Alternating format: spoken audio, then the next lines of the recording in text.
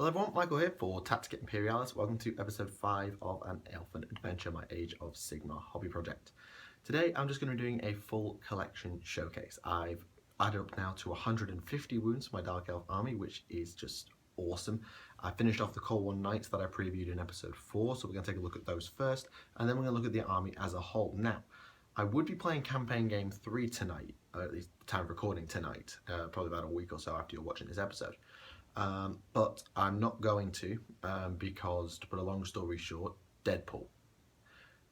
My friends from physics are all going to go and watch Deadpool tonight, and I really want to go and watch Deadpool, so I'm going to go with them. I'm going to watch Deadpool. So I'm taking 1 week off, but that really doesn't change how I think the army will be performing, how it works. It will put me behind a little further in the campaign, but I'm already behind because of I didn't get a relic for 2 weeks because of Squig Tennis business. See my mini rant in episode 4 about that. Speaking of episode 4 and all the previous episodes, make sure to click on the link in the description so you can have a look at the series so far. I'll also put a link in the description to my original Dark Elf army showcase so you can see how the army has progressed from before the series to now. So with that all out of the way, let's have a look at the new set of models and then the full collection for episode 5 of an Elfen adventure. Our new models for today's episode is the Cold One Knights, which I have now completed. I put one of my old Cold One Knights on the end just as a reference so you can see how the new ones compare to the old. There's not much difference between them, the main one being the shields, which have gone from red to purple, and in the Cold Ones themselves, which have got a lot brighter. Although part of that is GW's paints, because I've noticed this just looking at the bases, you can see the difference between the old Narlock green and its replacement Elysian green, just how much brighter the GW paints have gotten, at least of late. So there's always going to be some colour differentials between old and new paints, but I didn't think it would be that stark. Anyway, I painted all the Cold One Knights the same way, kind of matching the Dreadlord from the last episode. I chose not to wash the Cold One's flesh before dry brushing, or I didn't do a second one. I was more careful this time, so I had no paint in the recesses that I needed to wash out before highlighting again. So I just got it done in one coat, which really sped up the process, I have to say, because washes sometimes take a bit of time to set in and dry. I think there's not much more I can say other than some building tips. The Cold Ones themselves are easy as heck to build, and so are the Knights. I mean, they're never going to be hard, are they? The one thing is keep the arms off if you're going to paint them, because the lances can get a little bit in the way, and the shields particularly can get in the way. The horn is also pretty guilty of this, and the banner particularly. The Dreadlord, if you have the Hargoneth Executioner parts, it doesn't really matter because his arms are very widespread, but if you're going to build him as a normal Dread Knight, at least keep his shield off. The sword you might get away with, but I just kept the arms off in most cases just for ease. I showed off the banner in the last episode. You can just see it to your left. I haven't changed it at all. It's still the same as it was in episode 4, so you can go and have a look at that if you want to see it in a bit more detail. Now, the question begs itself, am I going to repaint the other 5 Cold One Knights?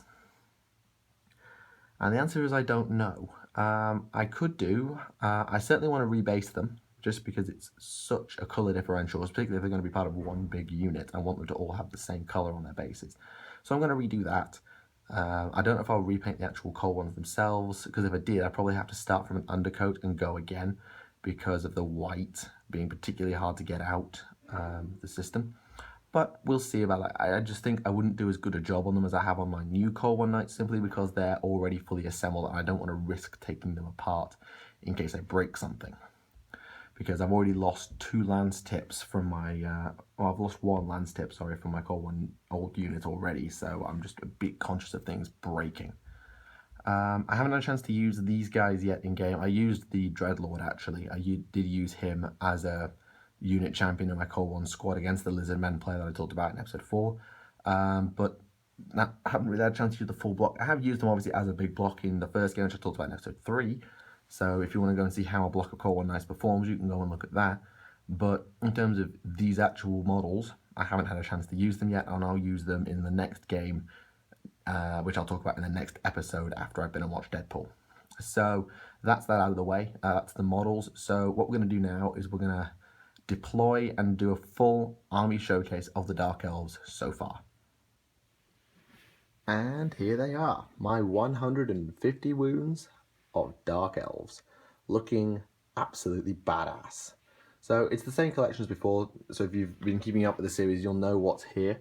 We have 15 Dark Shards, Lockhear Fellheart, who I've now fixed, a Dark Elf Sorceress, my Death Hag, 10 Corsairs with Sneakily Hidden Assassin, because of reasons, 20 Witch Elves, with various kinds. I actually did break my musician, so I've just given her a new knife. I've got 2 musicians already, so it's alright. With, again, Sneakily Hidden Assassin. We have a Bolt Thrower, which admittedly is a high elf repeater Bolt Thrower. I do need a Reaper Bolt Thrower at some point, but it does the job fine for now. And to be honest, it needs a repaint anyway. My Cauldron of Blood, tended by Helebron. Battle Standard Bearer, Dreadlord on foot. Bloodrack Medusa, Sorceress on Cold One. Cold One Knights, as we've just looked at. Harganeth Executioners, and somewhere in there is a very sneaky Shadowblade. Yes, I decided to hide my assassins because I'm like that. So that is the army so far. It's 150 wounds. I've not had a chance to use it, obviously, in its current state because, well, I haven't been able to use these guys yet. And the games I'll be playing at GW are at 130. So when I get it all out and I look at my 130, I have a 50 wound hero and monster limit as well. So I have to think about what I've got. So in terms of heroes, I have 5, 10, 15, 20, 33, 38, 44, 49, 54, 59. I have about 60 wounds of heroes. So 2 heroes have to be cut out of the army in order for me to field it legally, at least part of the campaign that we're running. So the first one that goes usually is the Foot-Mounted Dreadlord. I would mainly have him in the army for the command ability, but I have Helebron. Helebron's command ability is insane.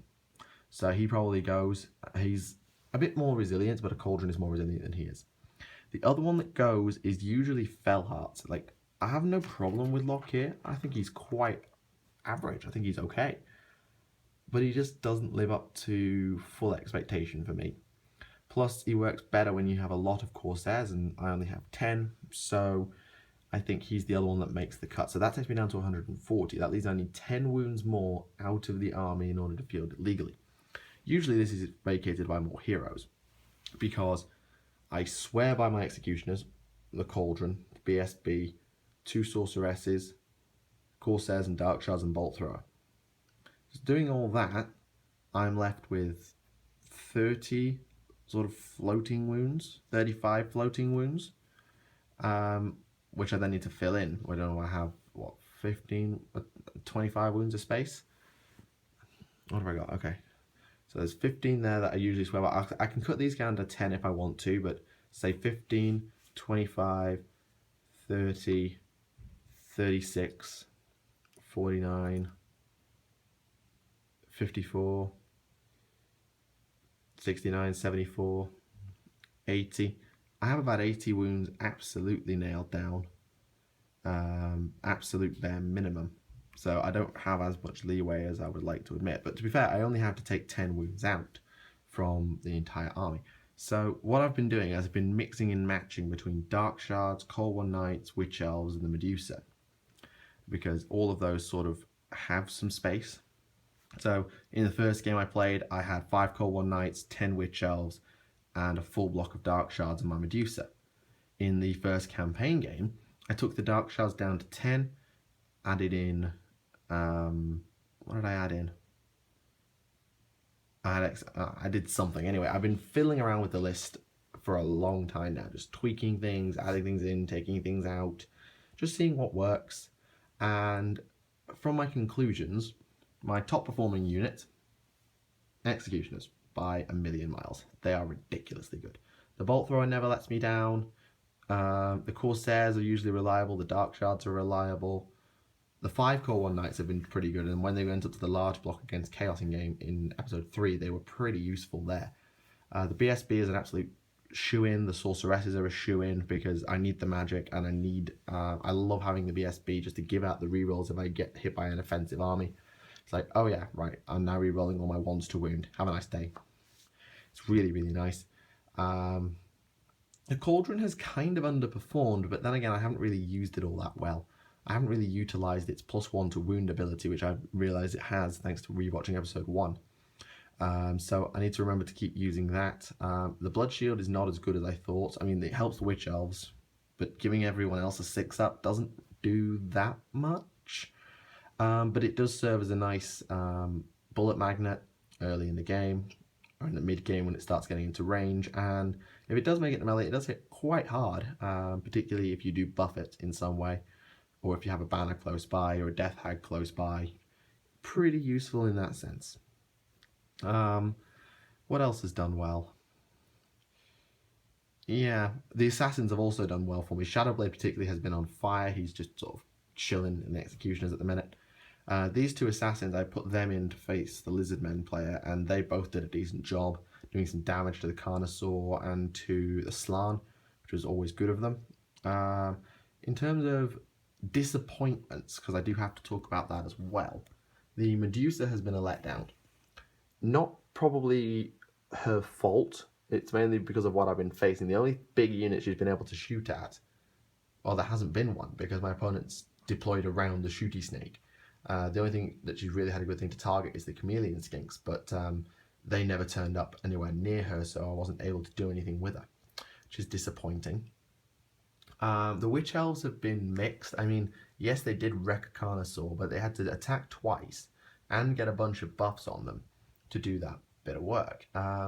I think they'll do well against infantry. I think throwing them against a monster was a mistake, but their lack of survivability is a bit of an issue. However, they are numerous and scary. My opponents usually have to prioritize them or the executioners, and usually make the mistake of targeting the Witch Elves, which is pretty good. The core ones have been mixed. I mean, they usually hit something and hit it very hard, but they often die in retaliation. So, for example, they've nearly wrecked Scarbrand, but then got wiped out. They wrecked a Hellcannon, but lost almost an entire squad to do it. They got absolutely wrecked in the Lizardmen game, so I can't really speak about that one. Against the Orc player that I played before the campaign, they didn't hit as hard as I would like them to, mainly because I couldn't get enough in for the charge, but it really wasn't helping. So I think I need a big unit of Cold One Knights to really make an impact. My shooting units are never stellar, but they're never bad. They never let me down. I think part of the weakness of this army is that everything has 1 wound. Everyone else I face has 2 wounds a dude. Black Orcs, Lizardmen, Chaos, everything has 2 or more wounds a dude, in the majority of cases anyway. So killing them is a little bit difficult. Like, you can put on 1,000,000 wounds, but you're not going to kill that many dudes if they're taking half as many casualties as they should do, which, if you're trying to force battle shock, is obviously a nightmare. Excuse me. But that's not really it's not a weakness. But what it does make up for is you get a lot of dudes in for your buck. In terms of additions, I think there are some issues with the army. Its primary one is the ability to seal a game. For example, against the Lizardmen player, while I probably could have beaten him, I'd have needed another turn or 2, but I'd have never got the relic because of his chameleon skinks. So I could never close that game out. Against Chaos, I couldn't close the game out because I didn't have enough resource left over to deal with his summon stuff. That was probably because Archaon was a douche and turned up right next to me. But my executioners, who are my main go-to charge something and kill it unit, can't do everything because there's only 1 block of them. I could split them into 2 smaller blocks, but then you lose the overwhelming damage that a unit like that puts out. My Core 1 Knights, if I throw them into any charge, will then be wiped out in return because they don't have much hitting power in the second round of combat. The Witch Elves have no survivability whatsoever, and my shooting units are okay, but they miss a lot because they hit on 5s in the majority of cases. So I think sealing the game is going to be a bit of an issue. Like, I make lightning quick starts and do a ton of early damage, but closing a game out is difficult, particularly on an objective. If I'm going straight for table versus table, then I think I can close the game out because my early damage is enough for me to close it out. However, against armies that can either summon stuff back in, or in missions where there's an objective in play, it's not as easy because if anything gets summoned back in, I'm out of position and can't deal with it. If anything gets around my wall or breaks through, I'm not as maneuverable as I would like because I only have one unit of cavalry and my witch elves die very, very fast. So I think there are some issues to address, but I'm not sure how to address them. One of my ideas is a unit of Dark Riders. Dark Riders are ridiculously fast and have 3-shot crossbows, which is insane.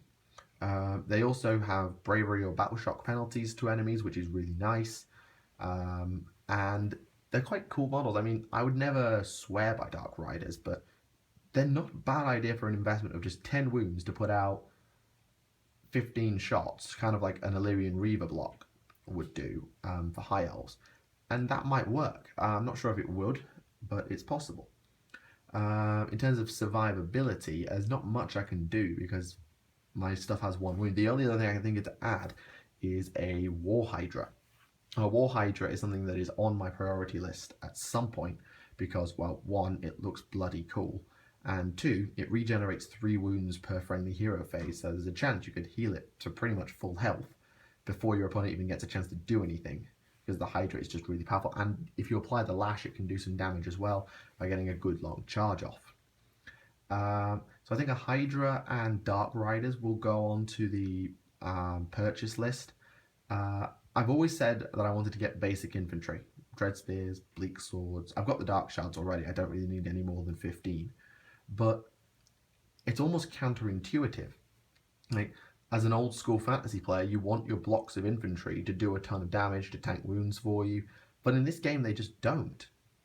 Like, if I was to take out, let's say, the Witch Elves and put in 20 Dread Spears, sure, but I lose maneuverability, I lose hitting power, all I gain is +2 to my save.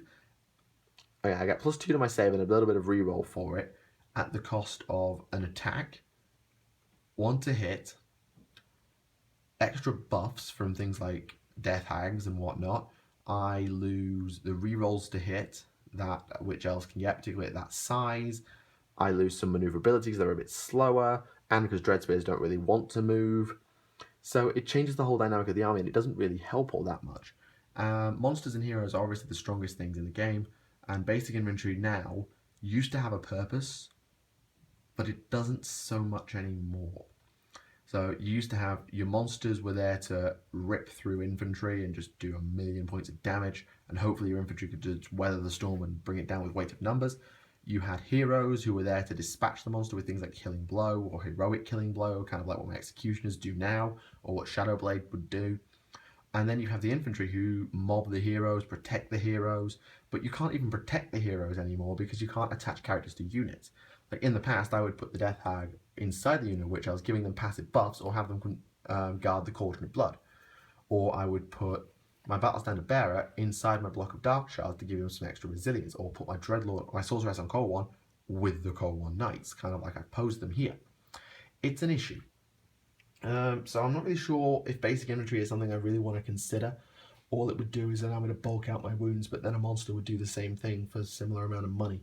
Like you could add in 15 wounds of Hydra for 35 quid, or 40 wounds of infantry for 40 quid. It's 6 and 2/3s really, so I'm not really sure what I'm going to do, but I think Hydra, Dark Riders, and that sort of thing would be pretty useful. Of course, the other alternative is I use my High Elves sort of to fill in the void. I have Illyrian Reavers who could do a Dark Riders type job. I have Sisters of Avalon who could do a better job than Corsairs. In general, I mean, they have more shots, the same amount of shots that they don't move, but they're ridiculously accurate. I have mages who can protect my stuff with Shield of Sapphire, although that doesn't really apply, I don't think, because it only affects Highborn. I have big monsters such as my dragon, or cavalry, and I have that basic infantry that I was talking about. So I'm not really sure how I'd supplement the army from here. My plan is probably to leave the Dark Elves now at 150 wounds, probably just add a Reaper Bolt Thrower so I have a full 150 wounds of actual Dark Elves. And look at my high. My High Elves currently sit at 220 wounds, I think. So all in my collection comes to about 350 wounds because that Bolt Thrower just is a crossover. It's 350-ish wounds, maybe a little bit more now. And I think if I can get them to parity, that would be pretty good. So maybe actually we leave the High Elves a little bit longer, get the darks up to maybe 200, because if you add in a Hydra and the Dark Rider, that's another 25 wounds right off the bat. So I think maybe get that up to 175, and then maybe just add a small amount to the high elves, get them up to a flat 250, and then we could almost call it a series, or at least call it a part of a series, because that I'll never get that all done this semester. Just I've got to keep an eye on my budget. But I think I will add 1 or 2 more units to the elves within the next few months. I can't really promise that much, but of course I will keep an Elfen adventure going by keeping you up to date on the campaign, because obviously that's important to me, and I'm sure some of you guys are following it as well. Yeah, that's pretty much it. Hopefully I haven't rambled for too long, because there's not even had a game to talk about. So that is the end of episode 5 for an Elfen adventure. So I'm going to go and see Deadpool, because Deadpool is awesome. And I will bring you next week's episode with talk about my third game, or officially game 4 of the Quest for Gold campaign, where hopefully I'll have a happier story to tell.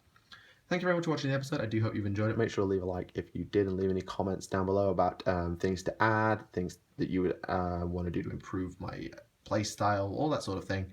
And yeah, thank you very much for watching. My name is Michael from Tactica Imperialis, and until the next time, I will see you all again. Bye for now.